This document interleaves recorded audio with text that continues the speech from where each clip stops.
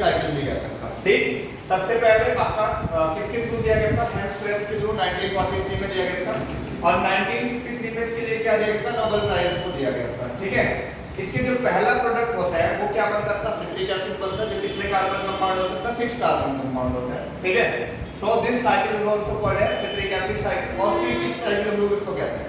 C6 cycle क्यों कहते हैं लोग? क्योंकि जो सिट्रिक एसिड बना है वो सिट्रिक एसिड कितने कार्बन कंपाउंड है? 6 कार्बन कंपाउंड है, इसलिए हम लोग इसको क्या कहते हैं? C6 साइकिल कहते हैं। और दूसरी चीज, इसके जो पहले 4 प्रोडक्ट होते हैं उनके अंदर वो मिलता है 3C डबल ग्रुप मिलता है या कार्बोक्सिलिक एसिड ग्रुप मिलता है, जिसकी वजह से हम लोग इसको क्या कहते हैं? ट्राई कार्बोक्सिलिक एसिड साइकिल कहते हैं। होती कहां पर है आपका?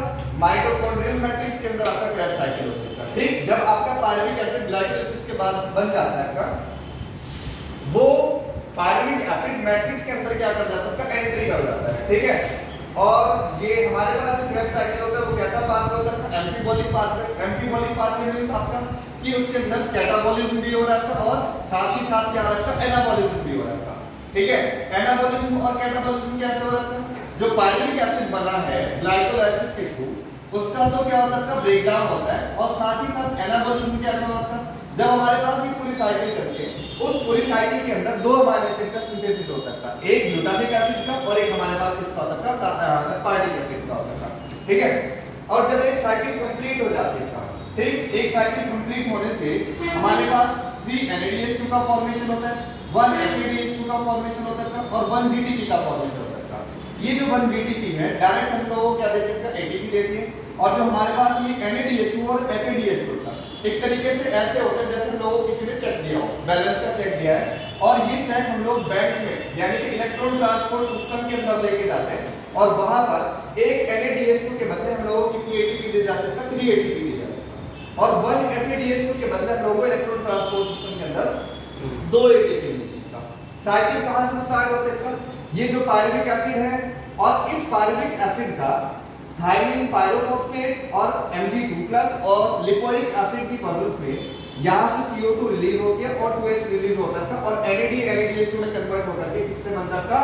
एसिटाइल को एंजाइम A बना देता है। और जब यहां से CO2 रिलीज हुई है तो ये हमारे पास 3 कार्बन कंपाउंड था तो वो किसमें चेंज हो जाएगा? 2 carbon compound acetyl co A के अंदर चेंज हो जाएगा। ठीक है, अब ये यहां से यहां तक की जो रिएक्शन होगी वो क्या कहलाएगा? लिंक रिएक्शन कहलाता है।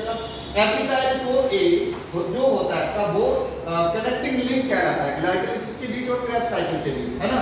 अब ये acetyl co A oxidative acetic acid के साथ कंबाइन करता है और एंजाइम होता है सिट्रेट सिंथेटेज और हमारे पास सिट्रिक एसिड का फॉर्मेशन होता है जिसका पहला प्रोडक्ट होता है। इसी वजह से हम लोग इसको क्या कहते हैं? सिट्रिक एसिड साइकिल या C6 साइकिल कहते हैं, क्योंकि ये जो सिट्रिक एसिड होता है वो 6 कार्बन कंपाउंड होता है। ठीक है, एक्टिविटीज एंजाइम की प्रेजेंस प्लस Fe2+ और प्लस H2 बाहर निकलता है, 6 एकोनिटिक एसिड का फॉर्मेशन होता है जो क्या होता है? 6 कार्बन कंपाउंड होता है और इस तरीके से हमारे पास क्या होता है? पूरी साइकिल चलती है।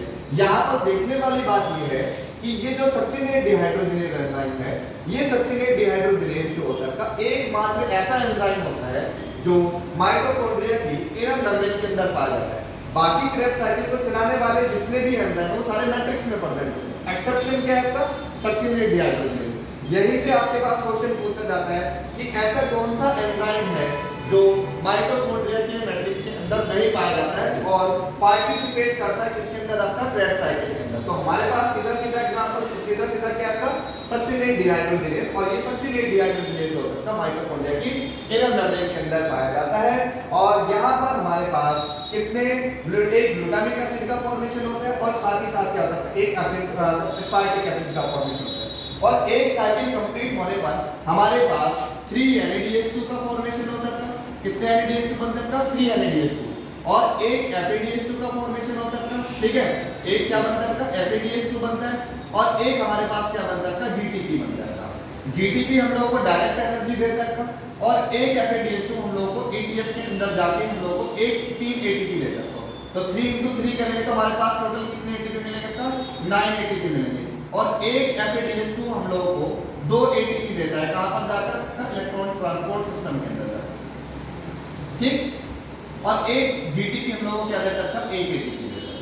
ठीक, ये हमारे पास क्या पूरी ओवरऑल क्रैब साइकिल। ठीक है।